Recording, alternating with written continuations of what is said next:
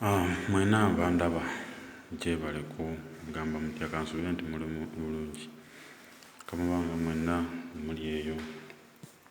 Njagala kubalagako ebintu bino. Kino kinaabiro kirungi nnyo era ekinaabiro wandikikoze otya? Bwe tuba nga tunuulidde ekinaabiro kino twasooka tukiseetinga bulungi nnyo position y'ebintu nti toyireeti twafuna twagiteeka, then wash hand basin tugiteeka mu makkati, then ne shower mixer tugiteeka eyo. Weewaawo awo ne wabeerawo space ng'omuntu asobola okukola ki? Okunaaba. Then ne water heater nayo ne tugiteeka waggulu n'obuntu buno bwa tawero. Twasooka ne tuteesa ku kya design ya tayiro nga bw'erabika bulungi nga bw'ogiraba bw'otyo neeyaka okitegeera.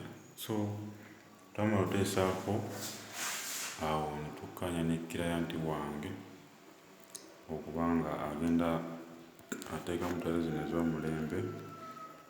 Twateekamu toyireeti zino nazo ne zikwatagana ne tayiro zetwateekamu era ekinaabiro ne kivaayo bulungi nga bw'okiraba.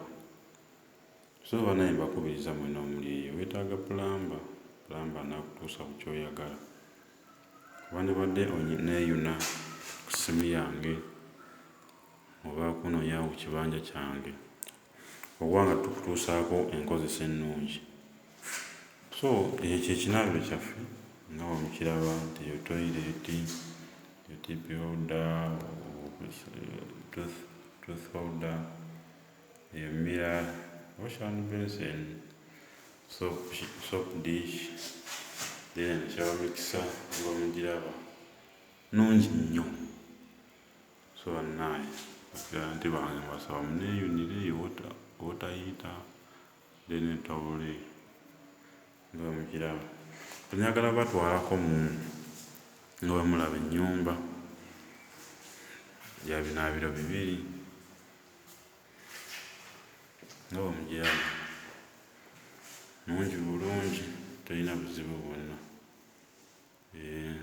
So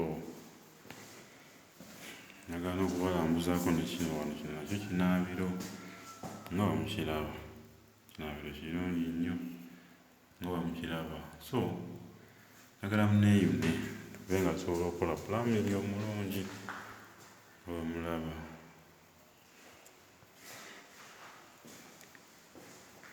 Kino kiyungu kya mulembe nnyo nnyo nnyo nnyo nnyo nga bwe mukiraba wano.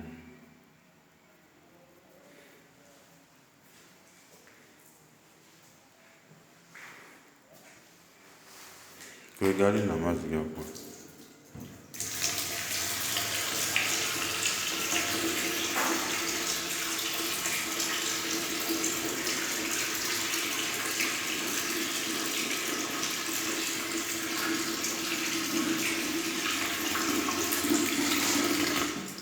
So ekiyungu ekituuka okufaanana bwe kiti. So mbasaba mwanirize ne tukwatagana tulaba nga tusobola okukola